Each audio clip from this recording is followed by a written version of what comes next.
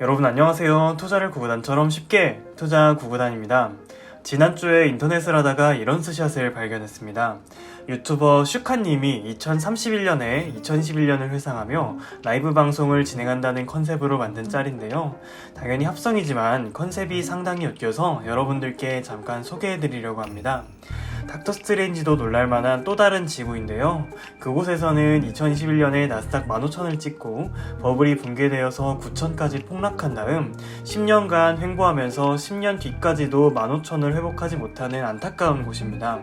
슈카님 말투를 너무 똑같이 잘 표현해서 한참 웃었네요. 그런데 위에 짤에서 슈카님 빼고 차트만 본다면 나스닥 폭락 이후 10년 동안 횡보한다는 그런 상상하고 싶지 않은 일이 반드시 일어나지 않는다는 법은 또 없습니다. 저도 미국 주식만 한 장 넘게 들고 있는 입장이니 폭락론을 제기하고 싶진 않고 실제로 그럴 거라고 생각하지도 않지만 10년 넘게 전고점을 회복하지 못하는 안타까운 상황은 이미 20년 전에 한국과 미국을 가리지 않고 있었습니다. 2000년에 나스닥은 지금의 15,000포인트가 어린애 장난으로 보일 정도로 기가 막힌 상승을 했었는데요. 지금이야 닷컴 버블이라고 명확하게 이름이 붙여져 있지만 2000년 당시에는 인터넷으로 새로운 세상이 열린다며 당장 애널리스트들부터가 기존의 목표 가격을 대대적으로 수정하곤 했습니다.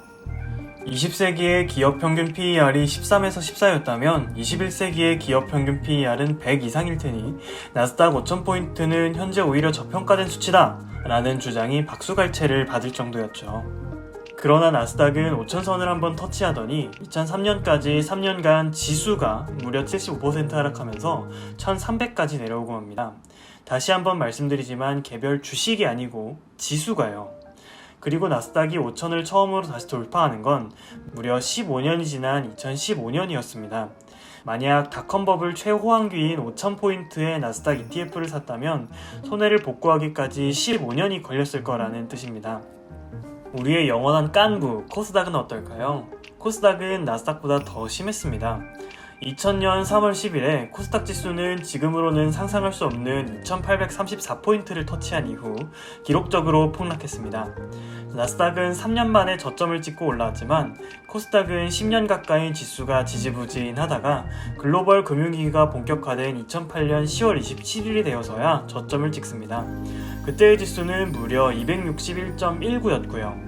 개별 종목이 아니고 지수가 2834에서 261이 되다니 믿을 수 있으신가요? 최고점 대비 무려 91%의 하락입니다. 2021년 현재 코스닥은 1000포인트 근처에서 힘겨운 사투를 벌이고 있죠. 그러니까 2000년 당시의 코스닥 고점은 아직도 한참 멀어 보이는 꿈의 지수인 셈입니다. 포스트 코로나 시대로 접어들면서 전 세계적인 인플레이션과 이로 인한 자산 가격 상승이 벌어지고 있습니다. 하지만 모든 자산 가격이 무제한적으로 상승하는 것은 아닙니다. 5년 동안 한국 집값이 엄청나게 올라서 현재 한국 사회의 커다란 내관이 되어버렸는데 역설적으로 부동산 값이 오르기만 한다면 오히려 갈등은 다소 해소될지도 모릅니다. 어찌되었던 사기만 하면 무조건 오른다는 뜻이니까요. 하지만 그렇지 않죠. 내 자산은 그대로인데 내가 살아야 하는 저 집값이 계속 올라가고 만약 산다고 해도 언제 떨어질지 알 수가 없으니 내가 혹시 폭탄을 껴안게 되는 것은 아닌가 싶어 서민들의 불안감이 커져만 가는 것이죠. 지금 당장 그런 일이 벌어지지 않을 거라고 생각하지만요. 하지만 결국 자산 상승이 계속된다면 돈이 파쇄가 된다고 라고 말하는 순간도 상상할 수 있어야 합니다. 내가 산 그 자산의 가격이 결국 꼭지였을 가능성이 있다는 것이죠. 그래야 투자자입니다. 이때 내가 꼭지에 주식 사는 상상함을 실제로 고려해본 사람과 애초에 상상조차 하지 못한 사람은 실제로 그 순간이 왔을 때 반응 속도가 다를 수밖에 없습니다. 그 순간이 언제일지는 절대 알 수 없습니다. 그렇기 때문에 언제든지 준비하고 있어야 합니다.